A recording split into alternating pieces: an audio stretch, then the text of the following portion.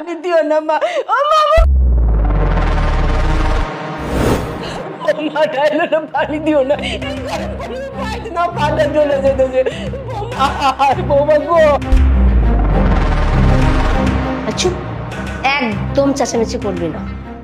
খুব তো বলেছিলি না ছেলের কাছে বলবি, এখন যা পারলে এই পা নিয়ে গিয়ে ওর ছেলের কাছে গিয়ে বিচার দে। শোন, যদি তুই তোর ছেলেকে কিছু বলার চেষ্টা করছিস তাহলে না আজকে তো তোকে গরম পানিতে পা পুড়িয়েছি, নেক্সট টাইম না তোকে পুরো জ্বালিয়ে দিব, বুঝতে পেরেছিস? এখন চিলাইতেছিস কেন? হ্যাঁ, পোলারে না বিচার দিবি, দে পোলারে বিচার দে, ভালো করে বিচার দে। এই বেলটা দে। তোর আপু আরো মারো।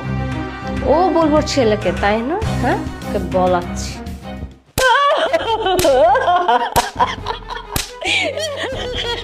মাইরো না বৌমা, মাইরো না।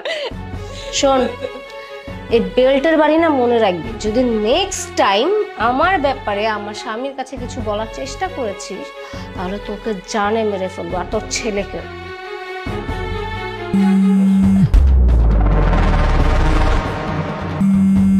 আরে বুড়ি, তোর ছেলে ফোন দিচ্ছে, একদম টু শব্দ করবি না।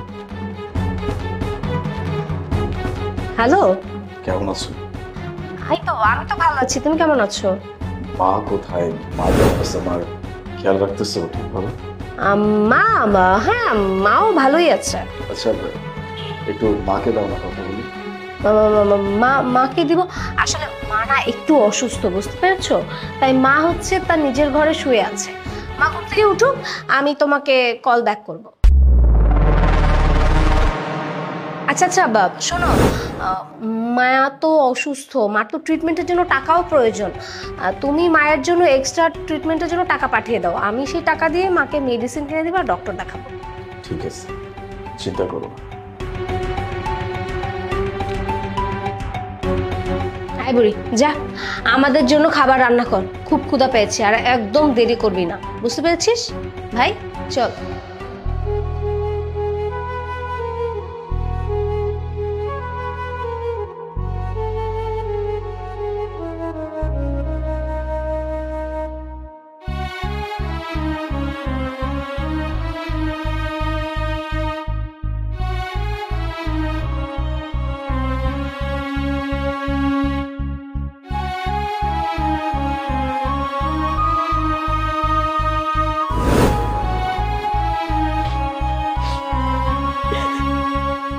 বাবা আলী, তুই আইস।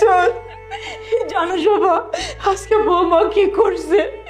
গরম পানি আমার পায়ের মধ্যে ঢাইলা দিছে। আর তোর শালাই কোমরের বেল কইলা আমার অনেক মারছে। সবকিছু দেখছি, কিন্তু আমি না এসব কখনো কল্পনাও করি নাই যে ওরা তোমার সাথে এরকম কাজ করবে। তুমি চিন্তা করো না, আমি চলে আসছি না, সবকিছু আমি ঠিক করবো। তুমি চলো আমার সাথে।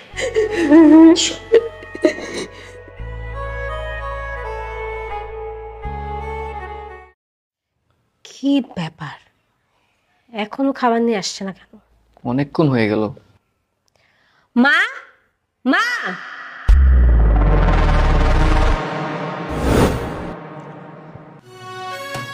আলিফ, তুমি তুমি এই সময় কই? কিছু তো বলে আসলে না। হ্যাঁ, এটা আমার বাড়ি। আমার বাড়িতে আমি কখন আসবো না আসবো সেটা কি কাউকে কৈফিয়ত দিয়ে আসতে হবে? না না মামা, সেটা না, আসলে আমি একটু অবাক হয়েছি, তুমি হুট করে চলে এসেছো তো এজন্য। অবাক তোমরা কি হবা? তার থেকে বেশি অবাক তো আমি হচ্ছি। আমি তো এখন আসি নাই, সেই সকালবেলা আসছি। আসার পরে আমার বাড়িতে যা যা হয়েছে আমি সবকিছু নিজের চোখে দেখছি। শুধু দেখি নাই, যা কিছু হয়েছে সবকিছু আমি ভিডিও করছি। আমার মায়ের সাথে এরকম কাজ করতে তোমাদের বিবেকে একটাবারও বাঁধলো না? হ্যাঁ, কিভাবে করতে পারলো এরকম কাজ? আমার মা তোমাদের কি এমন ক্ষতি করছে? আমার মায়ের পায়ের উপরে গরম পানি ঢালছো, আমার মাকে বেল্ট দিয়ে পিটাইছো তোমরা। কতটা নির্মম মানুষ এরকম কাজ করতে পারে? কিভাবে করতে পারে? আরে যে তুই, এই কিভাবে করলি? সেই গ্রাম থেকে তোকে এখানে নিয়ে আসছিলাম, বোন তো হয়েছে একটা, তুই একই হইলি। হ্যাঁ, আমার মায়ের সাথে এরকম আচরণ করার আগে তুই একটাবারও তোর বোনকে বলতে পারলি না যে তুমি কার সাথে কি করতেছো? আমি যদি একটা বারে সবকিছু জানতে পারি তাহলে কি হইতে পারে কিচ্ছু মাথায় আসে নাই। হ্যাঁ, একটা বারের জন্য চিন্তা করতে পারিস না এই সব কিছু যদি আমি জানি তাহলে তোদের সাথে কি হইতে পারে? জানবি কি আর ভাববেই বা কিভাবে? চিন্তা করার তো কোনো কারণ নেই, কারণ আমি তোদেরকে বিশ্বাস করছি। তোদেরকে বিশ্বাস করে আমার মাকে তোদের কাছে রেখে গেছি, তোদের দায়িত্বে রেখে গেছি, আর সেই দায়িত্ব তোরা এইভাবে পালন করতেছিলি। ভাগ্যিস আজকে আমি চলে আসছিলাম, হয়তো আমার মায়ের সাথে যে আরো কত কিছু হইতো সেটা একমাত্র আল্লাহ পাক ভালো জানে। তোদেরকে আমি ছাড়বো না, তোদেরকে আমি থানায় নিব, তারপর যে তোদের কি করব এটা তোরা শুধু চেয়ে চেয়ে দেখবি। চিন্তা করিস না, আদালত তো প্রুফ চায়, আমার কাছে প্রুফ আছে, ভিডিও করে রাখছি, বলছি না, সম্পূর্ণ ভিডিও আমার কাছে আছে। আলিফ, আলিফ প্লিজ আমাদেরকে মাফ করে দাও। আসলে আমি লোভে পড়ে না আমার মাথা খারাপ হয়ে গিয়েছিল, তাই আমি এসব করেছি।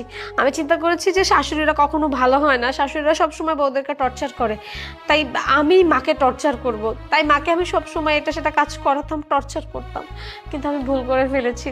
তুমি প্লিজ আমাকে মাফ করে দাও মা, মা প্লিজ আপনি আমাকে মাফ করে দিন, আমার ভুল হয়ে গেছে। আমি কথা দিচ্ছি আমি আজকের পর থেকে কখনো আর আপনার সাথে খারাপ ব্যবহার করব না, আপনার সেবা যত্ন করবো, আপনি যা বলবেন আমি তাই শুনবো। প্লিজ মা মাফ করে দিন।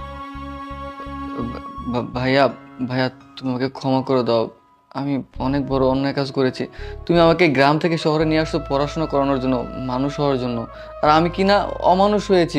আমি আসলে বোনের এই কাজগুলোতে আমি উৎসাহ দিয়েছিলাম, যার জন্য বোন এই কাজ করতো। আমিও সমান অপরাধ করেছি ভাইয়া, তুমি আমাকে প্লিজ ক্ষমা করে দাও, আমি আর কখনো এরকমটা করবো না। বাবা, ওরা যখন ক্ষমা চাইতেছে তোর কাছে, তুই ওদেরকে মাফ করে দে বাবা। ঠিক আছে মা, আমি ওদেরকে শেষবারের মতো মাফ করে দিচ্ছি।